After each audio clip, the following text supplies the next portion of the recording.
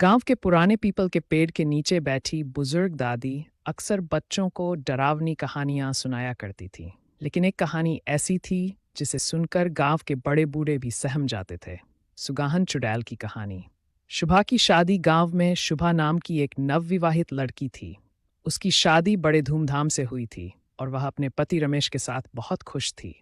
लेकिन शादी के कुछ ही दिनों बाद गांव में एक अजीब घटना घटी। हर पूर्णिमा की रात कोई न कोई औरत रहस्यमय तरीके से गायब हो जाती थी।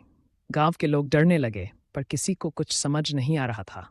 एक दिन रमेश को दूर शहर जाना पड़ा और शुभा को अकेले ही घर पर रहना पड़ा। उसकी सास ने समझाया, बेटी रात को दरवाजा मत खोलना, चाहे कोई भी पुकारे। शुभा ने सिर हिला दिया, लेकिन उसे क्या पता था कि उस रात उसकी जिंदगी हमेशा के लिए बदल जाएगी। रात का रहस्य। आधी रात को दरवाजे पर किसी ने दस्तक दी। आवाज आई, शुभा दरवाजा खोलो, मैं तुम्हारी सहेली राधा हूं। शुभा चौंक गई। राधा तो पास के गांव में रहती थी, वह इतनी रात का यहां कैसे आ सकती है? लेकिन आवाज जानी पहचानी थी, तो उसने धीरे धीरे दरवाजा खोल दिया। जैसे ही दरवाजा खुला, एक काली परछाई तेजी से अंदर घुसी। वह कोई और नहीं बल्कि सुगाहन चुड़ैल थी। उसका चेहरा जुर्रीदार था, लाल आंखें जल रही थी और लंबे नुकीले दांत बाहर निकले हुए थे।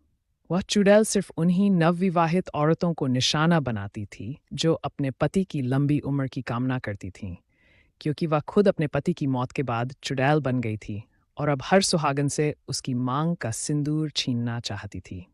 शुभा की सूझबूझ। शुभा ने तुरंत एक जलता हुआ दीपक उठा लिया और चुड़ैल के सामने कर दिया।